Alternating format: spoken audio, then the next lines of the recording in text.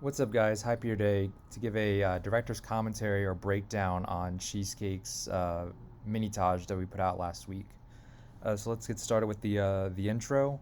I would first like to give a shout out to Fuster with his Twitter greatest Halo montage of all time bracket. This is what gave me the idea of this intro, where it kind of goes through some of my favorite montages on like a radio kind of station. So like Apex and Dutch EM2 and the Avengers were the three that kind of stuck out to me. So how I kind of made this is we have camera pan in on countdown. On the radio we have some video copilot saber to kind of give the glowing orb. Uh, then we have this motion tracked um, rectangle. This green kind of projection is just a shape layer that's been blurred, and the actual rectangle itself is that same kind of TV CRT screen that I used in Liftoff, but I just turned it green and then blurred it so it didn't look as pixely. It was a little more projected. And then this is straight audio spectrum. So something I'm not sure how many people missed was the kind of Easter eggs in here. So as you go through, it didn't just have random text. So we have Apex Radio, the song that kind of scrolls by, but then gonna go through. We have this first section is montages that I want to see. So we have future things, Temps Anti-Taj, Memories 2. I guess Flash did end up getting a montage, but not the duel with Panda. And yeah, just some really some interesting videos that I would like to see. And then it goes to the next set, and it kind of scrolls through. And these are just, I was kind of running out of things. I didn't want to put a bunch of montages, so I just did multi kills on this one, and then maps as well, MLG or hardcore maps. And this last one was let's see if I can hit it right. Here we go. These are Cheesecake's like bigger videos, I guess, that have come out. So like Tritages he's done in the past, or video series that he's done. Had to kind of squash the text a little bit to get some of these to fit, but I think it kind of came up pretty good. So then it transitions into the actual clip. One of the things that I really focused on with this one was the syncing. So usually I sync, snipe shots, obviously, and then DMR, pistol, BR shots if I can, but this one I really wanted to get the DMR shots synced in so you can kind of hear it synced with the music. Kind of basic flashes. We have a really I think a pretty cool depth of field that I did manually here, so you can see we're focused in on the flagpole in the middle of the screen. Everything else is really blurred out with some camera lens blur. And as it wipes, you kind of get that shift to focusing on the Spartan in the background. Of course, all these angles were staged, so it's very kind of difficult to get all these right.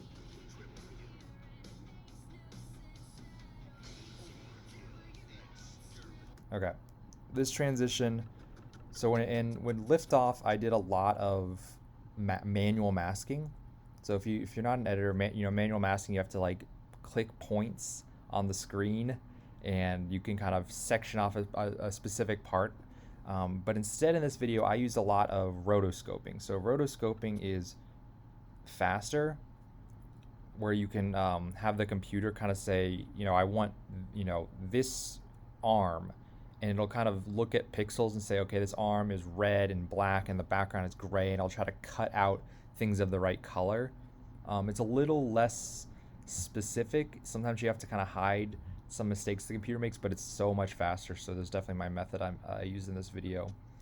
So basically you can just see the arm comes in for the grenade throw before any of the background of the next clip does, and it wipes the clip to the same clip after it as you throw in the grenade. So you can see it kind of comes in, grenade comes out. Just kind of basic angles. Again, another rotoscope. Rotoscope out the blue Spartan, the actual one that's there during this angle. Which, by the way, I had to use 3 controllers. Had to borrow a controller to get this to work. to get 3 Spartans to die here. And then I just rotoscoped them out and then, you know, changed the scale and moved them close to the camera and changed the color so you kind of have this rainbow and the little glitch effect as well. And then of course these Spartans, as they come through, then wipe as well to the next section. Okay, basic angles. This was kind of difficult because Cheesecake sent me all these clips, and these are all 360, no, not 360, console, like 30 FPS. I think they're 720p clips. And then of course I'm capturing on Xbox Series X, which is 4K, 60 FPS. So trying to get the angles to look like the clips was a challenge. So you can actually see in these angles, this is just much better quality than the clips, and the colors don't quite match. So you can see, like, you look at these reds, they're kind of more saturated, they're a little more real. This is a little more washed out. It's just something that I spent a long time on trying to match, and just wasn't working, trying to mess with curves and stuff. But I think it worked fine. This transition, pretty basic, but basically he zooms in on Beaver Creek after the overexterm, and I kind of transitioned that into the Sank clip. So the background's still Beaver Creek, but the scope is Sank, and then it fades. This was one of my favorite parts of the edit, was this overkill shot right here, how it really matched with the music. That part, I really like that. Again, like really focusing on syncing those DMR shots, and I might come out with a really simple tutorial on how to get those really crisp, using some time remapping. Okay, so here's another rotoscoping that I did. So basically how this works is I rotoscoped out the Spartan so that he was separate from the background, and then behind him set up some saber. That's like the flames you see. I kind of basically drew a mask around the Spartan and then added saber to it, so it looked like he's kind of burning. And then all these kind of sun rays as trapcoat shine. So once I did that, I then added the Spartan back on top so that you have the flames behind him and not on top of him, and then added more trapcoat shine on top of him so that it looks like it's not just a random white Spartan with flames behind him, but it actually looks like he's kind of on fire with the shine. So it's basically multiple layers. It's the background, which is the normal angle. It's saber and trapcoat shine. Then it's the rotoed out Spartan with shine on top of that. So it's kind of a multi-layered process, but I think it looks pretty good. The reason I wanted to do this is because the Halo Reach custom power-up or overshields in the MLG or competitive playlists is kind of boring. It just turned you white. I thought they should kind of come up with a cooler animation. You know, they have things like inclement weather, but and like flaming helmets, but they can't give you a cool aesthetic when you get the overshield. And I thought this would be a cool aesthetic, I think, having the overshield. Okay, a little transition with the legs. I think we have a simple wipe masking transition after the angle, like that. There you go. More focusing on the DMR sync here. Nothing crazy. And then we just have, again, saber, just something simple. I wanted something here. This is kind of a big moment in the song, so just, you know, head kind of crosses out. Just going for the headshot. I don't know. Something kind of simple. So this clip is actually really interesting because this is a back-to-back clip with the next clip. And Cheesecake or Phil sent me this clip only intending for me to use the second clip, like not keep them together, because like the second or this first one is like a main clip for him. But after I kind of put it in the edit, by the time I kind of realized that he had given me both on accident, basically, we decided to keep them both in here. So we have a little speed ramp here, which I was kind of on the fence about, but it really helped with the sync, and I think it worked in the end, you can see it kind of slows down and then speeds up between the double and the triple kill right there. Okay, so this is probably the big effect in the entire video. So like I said, these clips, this Zealot overexterm into the next Zealot exterm are back-to-back clips. So I wanted to give a good transition between them that wasn't just kind of a crossfade or like a speed up between them. So we start out with the first clip. He's rotating right, so I transitioned to an angle of me just in theater of the map. Again, also moving left to right with my camera to kind of match that so that it looks like a really nice transition and not just a cut. You really want, something that I've learned is that you really want to cut on action. So cutting on this movement is a lot better than just doing it when he's straight ahead. So this little portal, I've been really working on portals lately, especially, with lift off with that final Doctor Strange portal and then this one.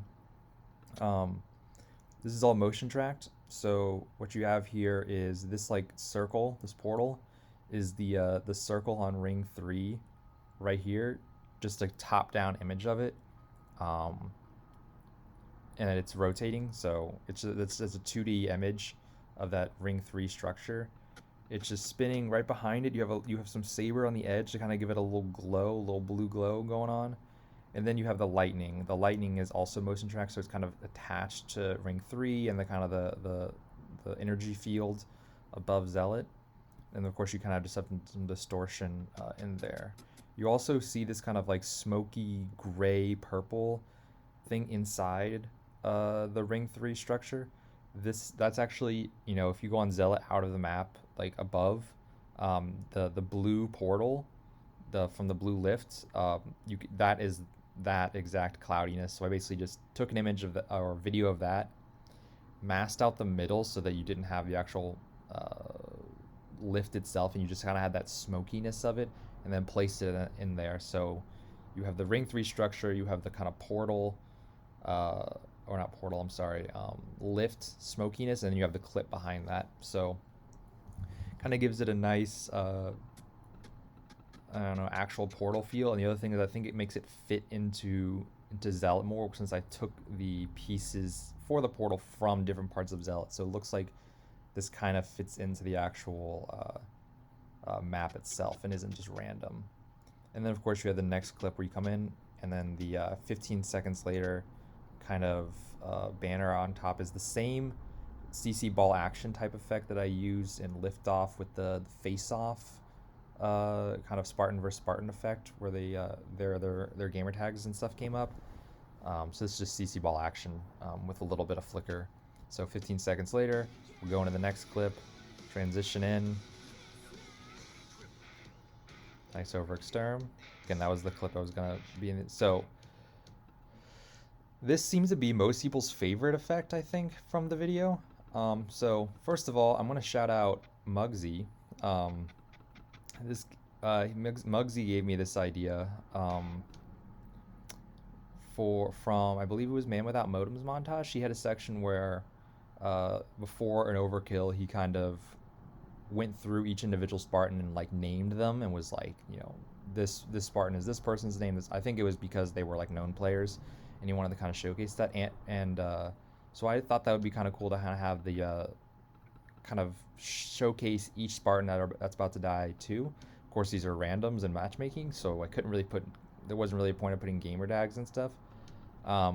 But I thought a really cool way would be to use these medals. So again, this is Saber, so you kind of have a circle mask, and then you have these stars, which I kind of drew masks of myself, and then there's like an offset feature where you can keyframe the offset, so basically it looks like it's going to draw itself. Of course, these are motion tracked into place around these different Spartans. So we have a single, a double, triple, and over.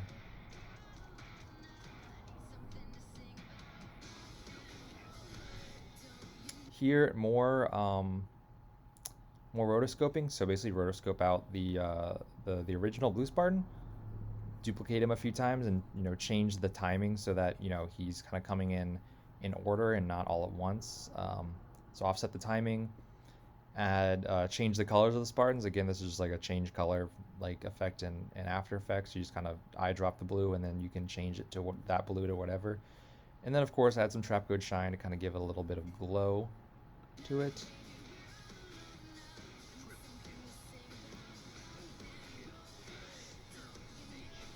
Okay, this part, I wasn't a huge fan of this part. I kind of slow down with the edit, which I think is fine, although the song keeps going fast. Basically, there's a lot of downtime after this overextern. There wasn't enough time for an angle, but not like, but it was a little too long. Just kind of so I wasn't a huge fan of this part, but kind of is what it is.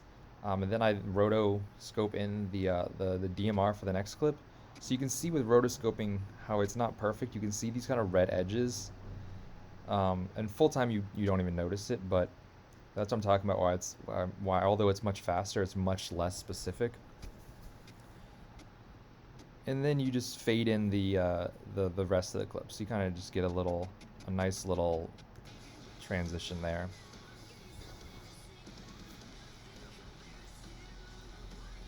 Again, this clip, there's no angles. It's kind of a slow uh, edit style, but like this clip matched the syncing perfectly. I literally just placed it and it did this, so I didn't want to mess with it at all. I thought adding angles would just be, not really worth it. It just really matched really well. And of course, this was an overexterm, so without the metal, unfortunately. So when I did this kind of film roll effect using, what's it called, motion tile. I then also have the exterm metal kind of in the background. I use Saber to kind of give it this kind of outline glow with the kind of the red skull, white eyes, and kind of the yellow or kind of backplate. And I just turned the opacity really far down so that you could notice it, but it wasn't like in your face. So it just highlights that this is an overexterm and not just a stick overkill, that you got unlucky with the metal. And then at the very end of that, you have the actual scope kind of fly into place. So it's just a circle mask to get that, and then just keyframe the rotation and the position to kind of, right as he zooms in, it gets there.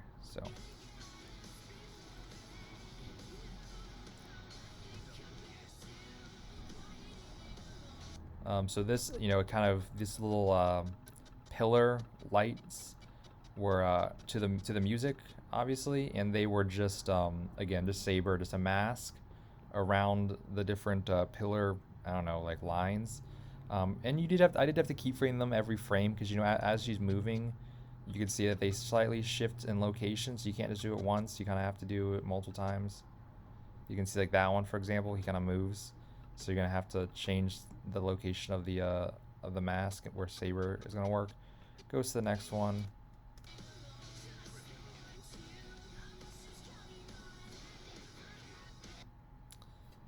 So this angle, I'm pretty proud of this part. So basically, as Phil looks left to right, the angle slides in with the camera motion left to right, so it kind of matches. And I really like that it's behind this the Zealot like screen up at ring 3. And this movement kind of makes it look like a real camera, in my opinion, where it kind of like follows him.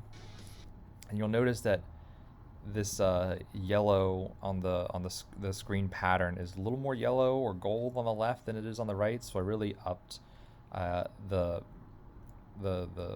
brightness of this so that the next effect will kind of really come in really nicely. So you can see it actually fades out. This is a last minute transition I did, like literally as I was like about to render it out. I thought it really gave it, I thought the angle stuck too long, where we're looking at this angle for a really long time, and I thought it was kind of not great. But then when it goes in transition in the clip, if you transition from the angle too soon, then he's just kind of standing here, and it's like we were waiting for the first kill. So I needed something kind of take up some time. I thought this angle would kind of keep people's attention. So basically, this is a select color effect. So there's although there's this angle with everything in it, there's also a layer on top of it with just the outline. So basically you select color, you can key out like all this background stuff so that you're only looking at the yellow here or the gold. And then you fade out the actual clip, but when you do that, that yellow screen remains, and then you can just white mask it away. So you can see the background disappears, so you can see the Spartan is no longer there, but the screen still is, and then it wipes across the screen, all of that gone as he zooms in. So I thought that was a really nice little transition there.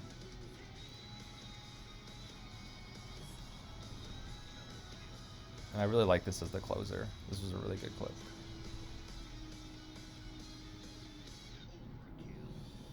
Okay, so last thing about this final clip is that, you know, there's like there's really hard beats on this last clip where it goes like, yeah, that.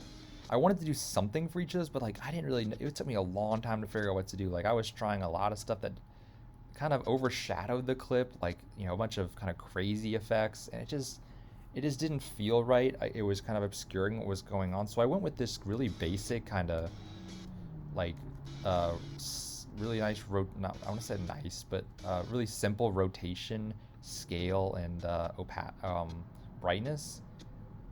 I thought would just give that impact without going overboard. So yeah, I kind of like that. One trick I will want to mention for editors specifically is instead of increasing the brightness by going to like brightness and contrast and increasing the brightness, what I like to do, because usually that will make the bright parts really bright and the dark parts will barely get brighter. It'll kind of give you like this weird difference in brightness across the screen, is really just take a white solid, turn its opacity down to like 5% and kind of adjust from there. And that will give you a brightness that's kind of consistent across the screen as opposed to just in specific parts. And the last little effect is this little saber.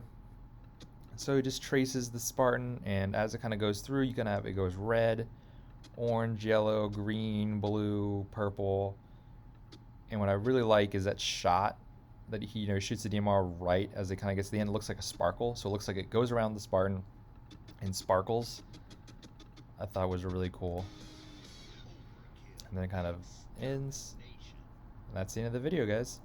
So 23 minutes. That's kind of a little longer than I was expecting, but I hope that answers any questions you have about